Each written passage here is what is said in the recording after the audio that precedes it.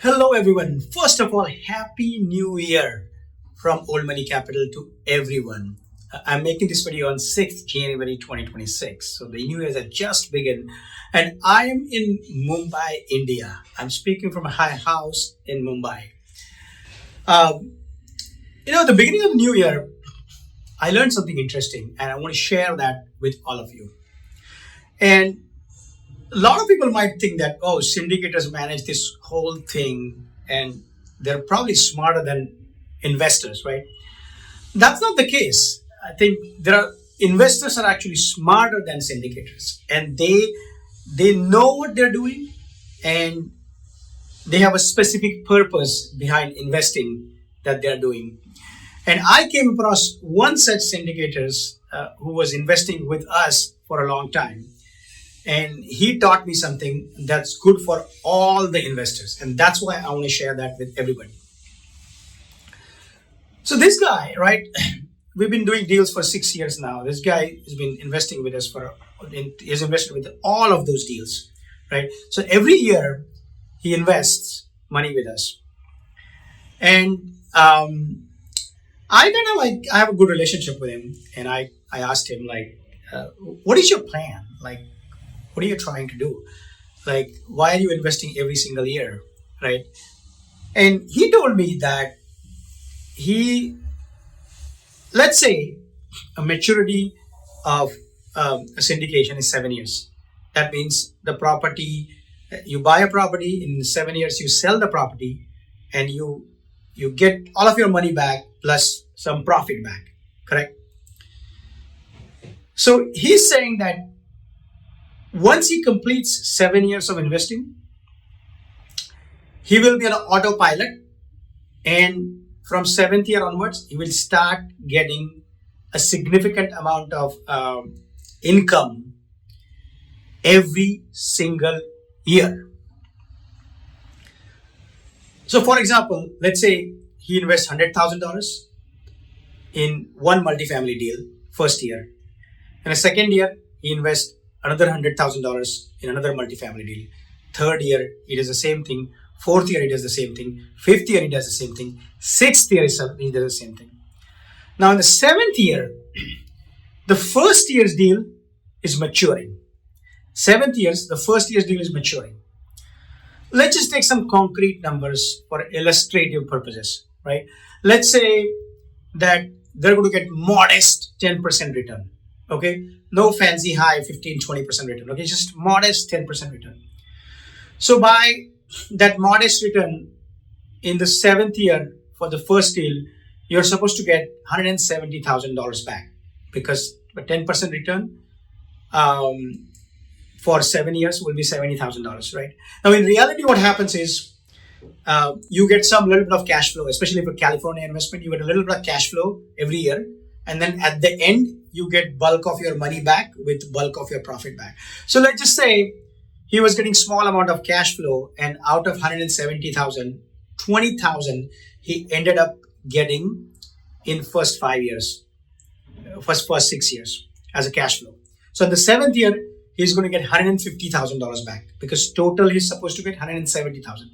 $20,000 he got through the dividends throughout the years, and $150,000 he's going to get back at 7th year. Now imagine in the 8th year, his second year deal will mature, and again he will get $150,000, correct?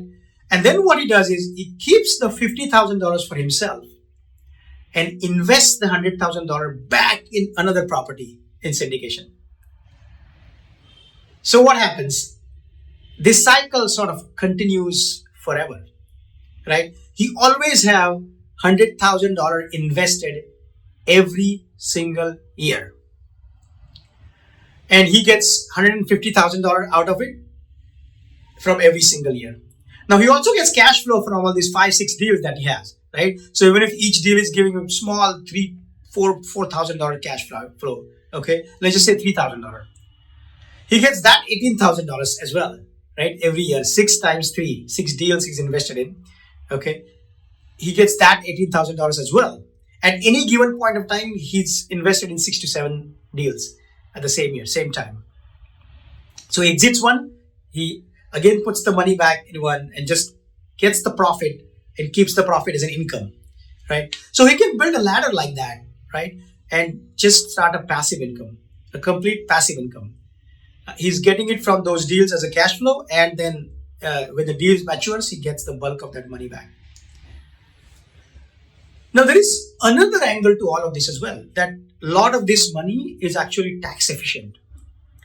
So even though this is not a 1031 exchange and he has to pay capital gains tax on all the stuff that he has, all the capital gains that he's gotten, right, at the maturity of the deal.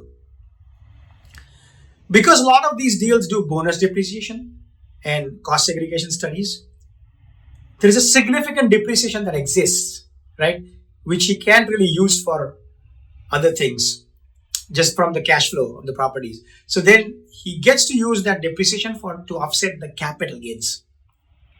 So as a result of that, his capital gains reduces significantly, and he ends up paying a much lower taxes. Well, first of all, you need to understand that capital gains tax itself is a lower rate than earned income tax.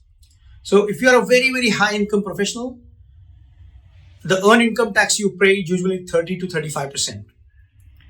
But the capital gains tax that you pay is only at 20%, long-term capital gains tax, 20%.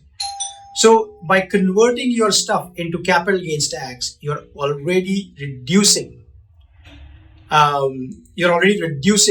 your tax burden. And then further, by offsetting your gains with by bonus depreciation, you are reducing it further down.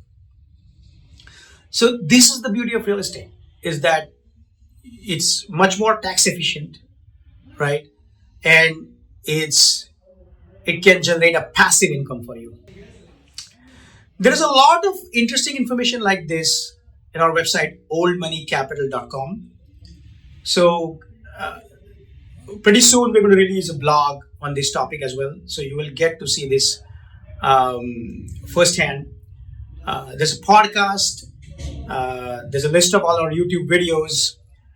And there is a button called request a call there. So if you want to understand this in depth with charts and graphs, then please come and visit our website, 𝐒𝐨𝐿moneycapital.com, and schedule a call with us by clicking that button. Thank you very much.